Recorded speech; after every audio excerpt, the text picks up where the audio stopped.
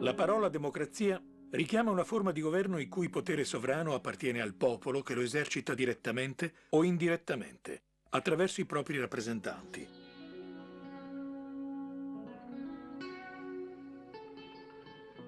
A partire dagli ultimi 2 secoli, l'idea di democrazia ha assunto nel senso comune un significato così carico di positività che è intesa come la migliore forma istituzionale, indiscussa dalla maggior parte delle forze politiche.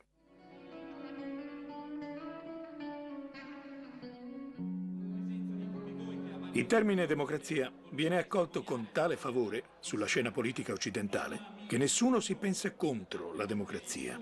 Sono piuttosto gli avversari politici ad essere talvolta considerati antidemocratici. Quello di democrazia continua a valere così come uno dei concetti che indicano valori universali e indiscussi, strettamente collegato ad altri concetti, come quello di uguaglianza e libertà. Leggi, politiche, decisioni e governi sembrano giustificati e legittimi solo quando sono democratici. Tuttavia, bisogna però dire che il termine democrazia è un termine ambiguo e può venire inteso in molti sensi.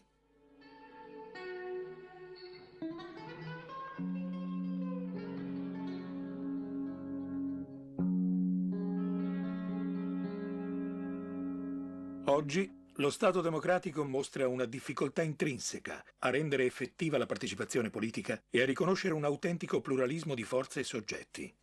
La difficoltà maggiore pare consista nel conciliare l'idea di governo con quella di principio che siano tutti i cittadini, cioè il popolo, a detenere il potere, in linea col significato letterale del termine democrazia, che appunto significa governo del popolo.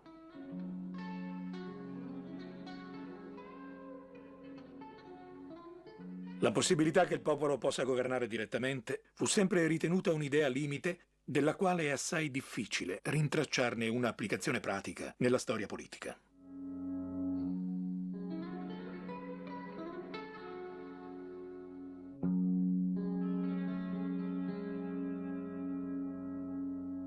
Guardando il passato, anche le forme istituzionali democratiche più spinte difficilmente prevedono un autogoverno del popolo.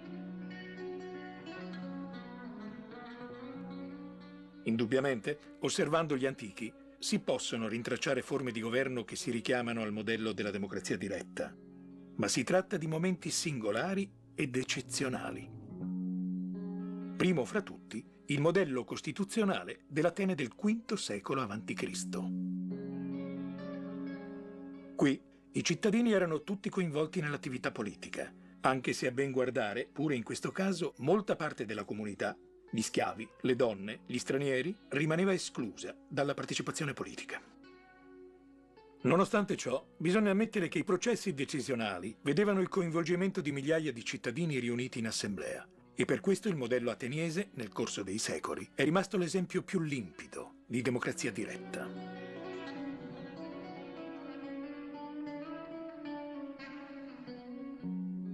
Tuttavia, anche in questo caso, vi erano sempre dei cittadini che a rotazione o scelti per sorteggio guidavano, orientavano, dirigevano l'azione politica.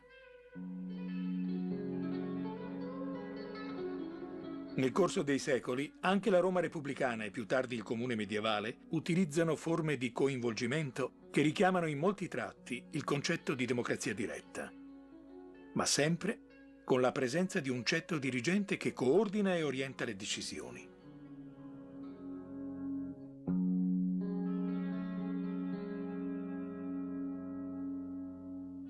Con l'affermazione poi dello Stato moderno e le grandi dimensioni dei territori nazionali, il modello democratico diretto viene quasi totalmente abbandonato e matura nel XVII secolo un'altra forma di democrazia, sconosciuta agli antichi, quella rappresentativa.